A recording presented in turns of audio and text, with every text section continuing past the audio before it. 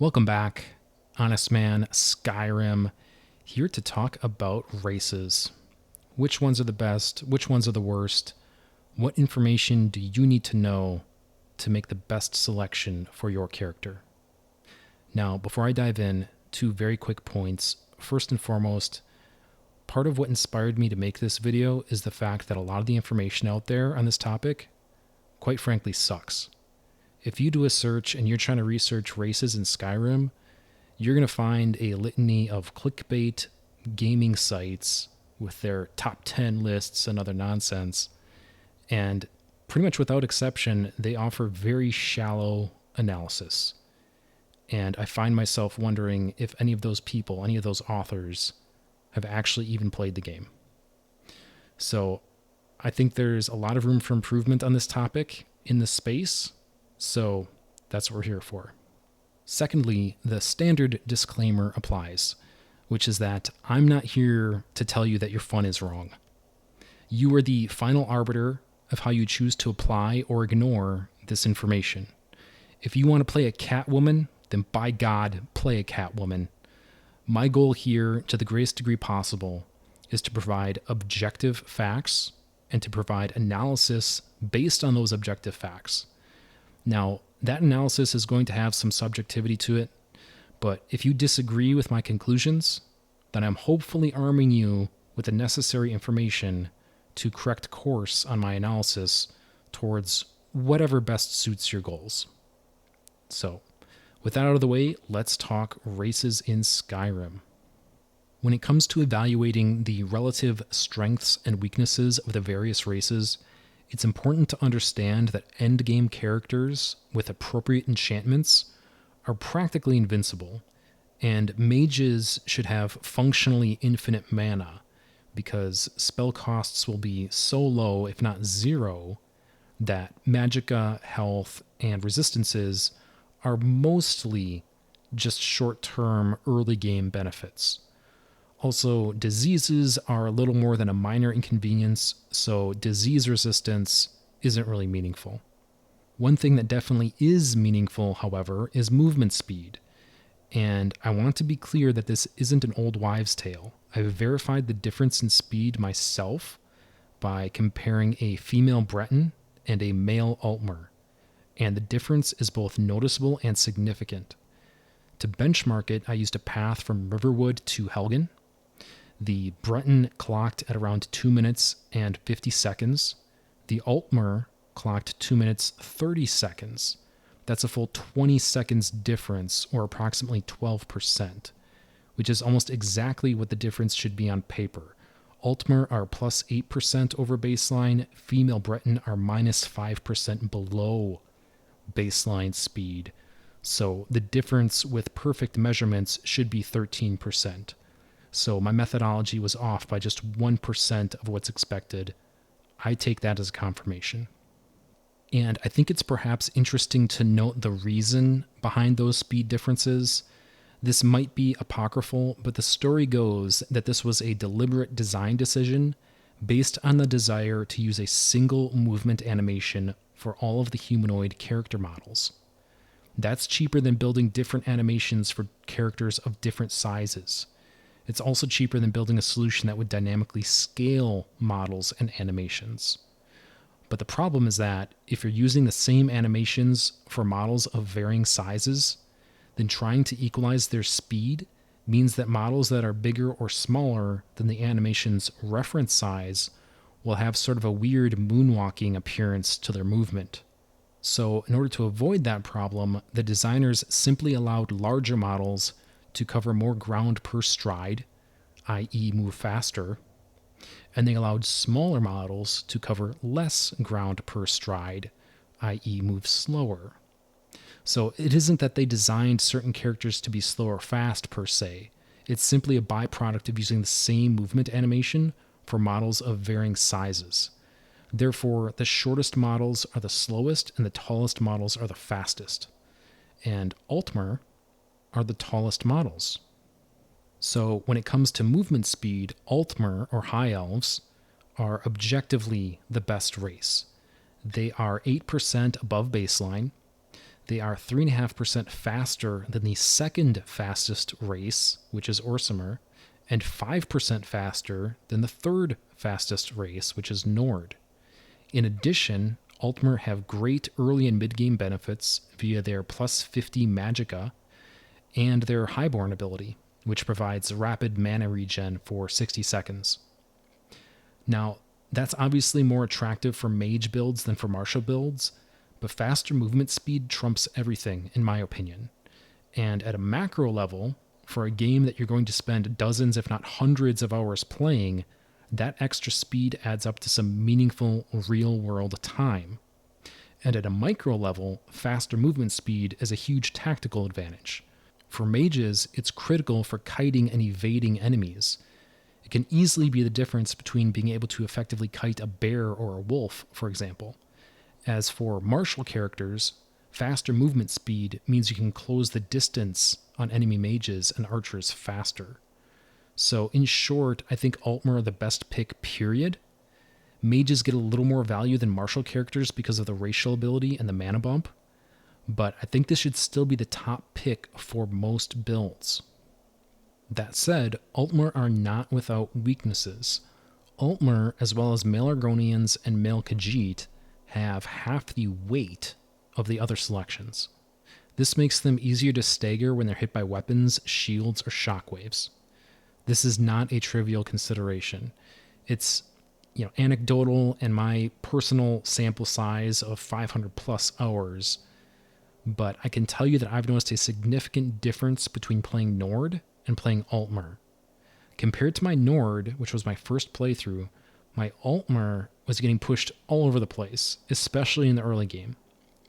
Now, this can be largely mitigated if you're primarily operating from range, and in addition, if you meditate on the Foos meditation from Paarthurnax, that can help mitigate this problem as well.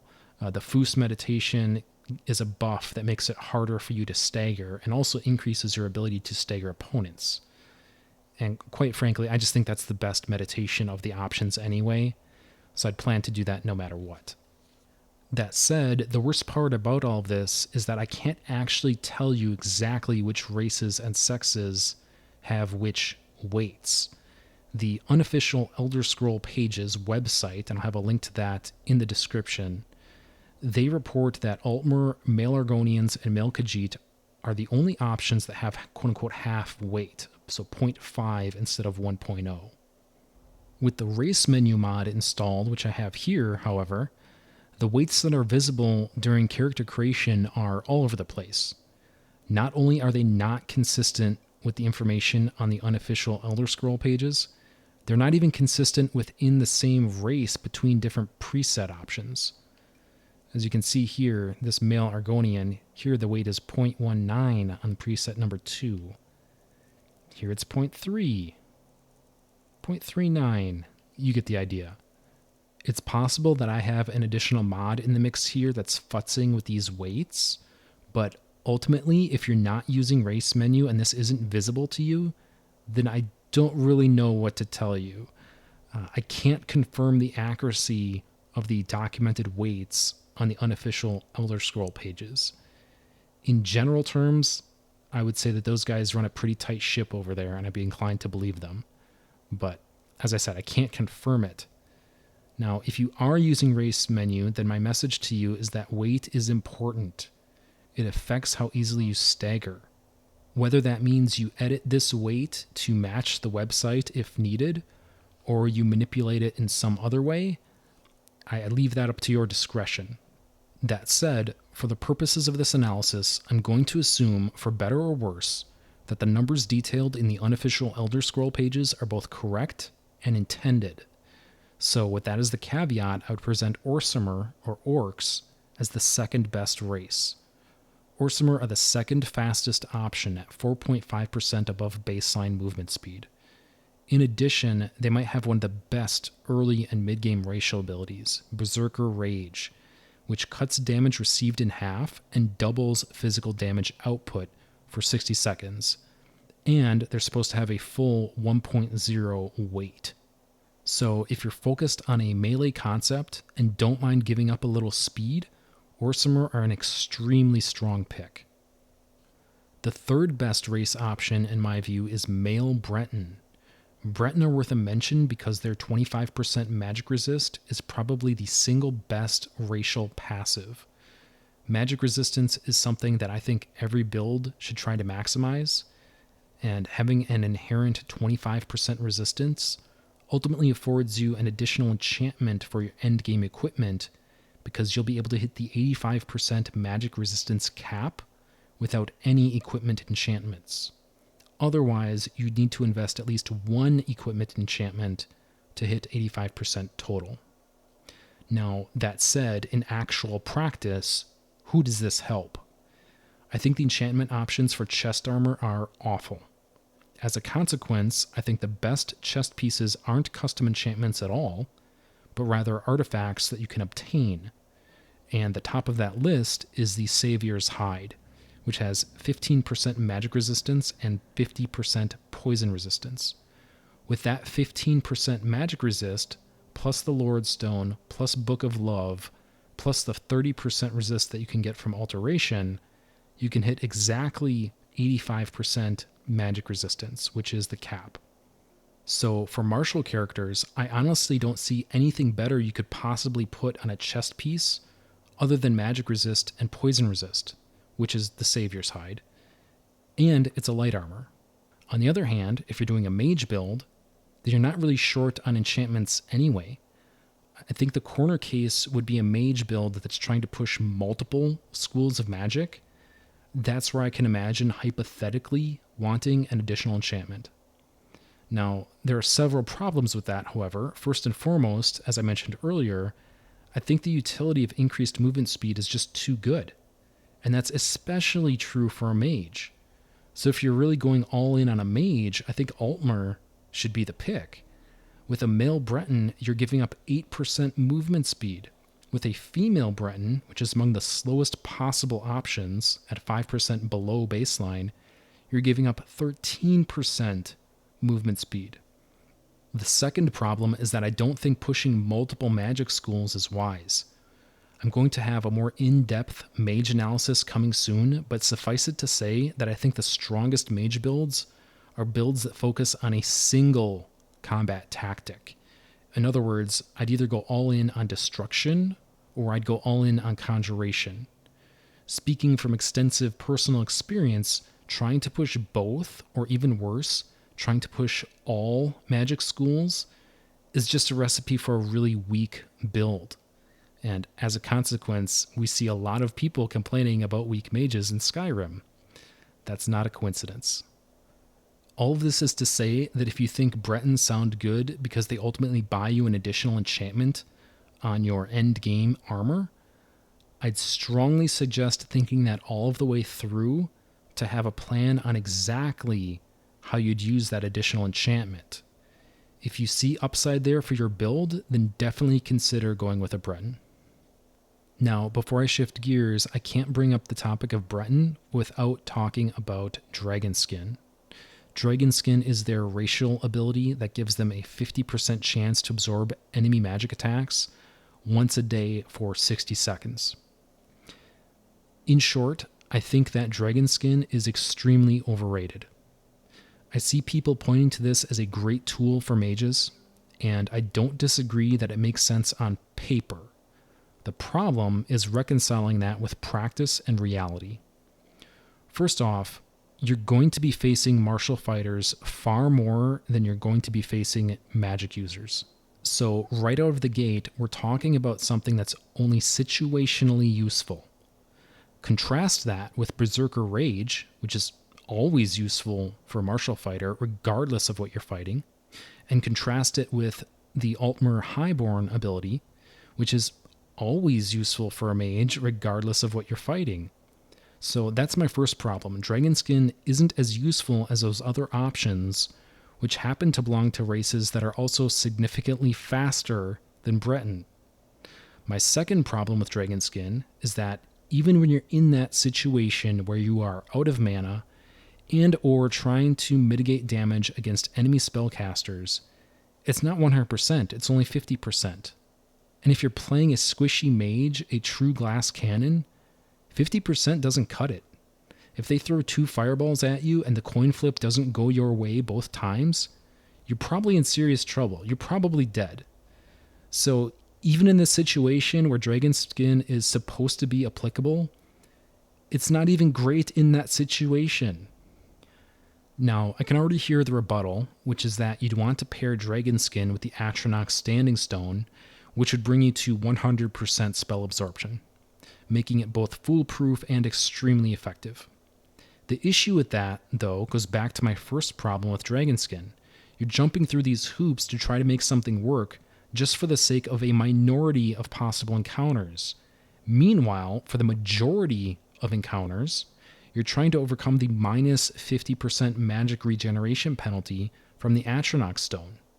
In addition, you're sacrificing your Standing Stone buff in general, which means you're handicapping your skill development. Now, both of those concerns are moot if we're in the end game, right? Because in the end game, we're probably done leveling skills, and if we're a caster, the mana cost of our primary spells should be functionally 0. But at that point, what have we actually accomplished, right? We don't need the spell absorption for managing our mana pool, so it would really just be defensive tactic at that point. But certainly you'd have max magic resistance, right? Especially as a Breton, as well as elemental resistances for at least 2, if not all 3 elements. Because what else would you seriously use for your boot enchantments as a mage? All of those resistances together, you're probably mitigating at least 93% of most, if not all, elements. So do you really need spell absorption on top of that? And all of this is just for something that you can only use once per day anyway. The bottom line for me is that I think it's a neat trick, and if you feel like it's a fun mechanic to build around, go for it. As far as I'm concerned, it's a trap. I think Altmer are the more advantageous option for mage builds, and I don't think it's close. I'd much rather have 8 to 13% faster movement speed than a highly situational spell absorption parlor trick. Similar to Breton, Redguard, Dunmer, Bosmer, and Nord all have passives that provide meaningful value all of the way through the game. Namely, poison resistance for Redguard and Bosmer, fire resistance for Dunmer, and ice resistance for Nord. Now, Nord are actually the 3rd fastest option overall at plus 3% above baseline, but I think their ice resistance is also the weakest of the passives that I just listed. I'll also note that female Bosmer should be favored over male Bosmer because females have baseline movement speed, whereas males are actually 2% below baseline, so the men are slower. For all 5 of these races, Breton, Redguard, Dunmer, Bosmer, and Nord, you're basically playing the same game of sacrificing movement speed to try to open up an additional enchantment slot in the endgame. In the case of Dunmer and Nord, however, do note that the enchantment that you'd be giving up would be stronger than the racial passive that you're replacing it with, which is 50% fire resistance for Dunmer and 50% ice resistance for Nord. In the case of fire, and again, assuming we're talking about end game enchanting here, you can enchant as much as 77% fire resistance. For ice, similarly, we could do 77%, or even better if we're talking about Stalrim gear. Stalrim gear bestows a bonus to ice enchantments. So if you're putting ice resistance on Stalrim gear in the endgame, you can actually go beyond the 85% cap. So for Dunmer and Nord, you're ultimately compromising on your elemental resistance if your goal is to free up an enchantment slot. Redguard and Bosmer don't have the same trade-off though, because you can always hypothetically augment your poison resistance with the Snake Blood perk in the Alchemy skill tree. In all of these cases, just like I mentioned with Breton, think through what you're actually going to do with that enchantment. I think that for a lot of builds, you'll discover that you're not actually coming out ahead because of the limitations of which enchantments you're allowed to put on which pieces of equipment. So again, for me, in the final analysis, I'd rather just go for a race with faster movement speed, That's why, collectively, I think this group is second tier. As for our remaining race options, Argonians, Imperials, and Khajiit, they're all garbage tier. The Khajiit Night Eyes ability could have been a difference maker for them, but I just don't think the effect is strong enough for my tastes.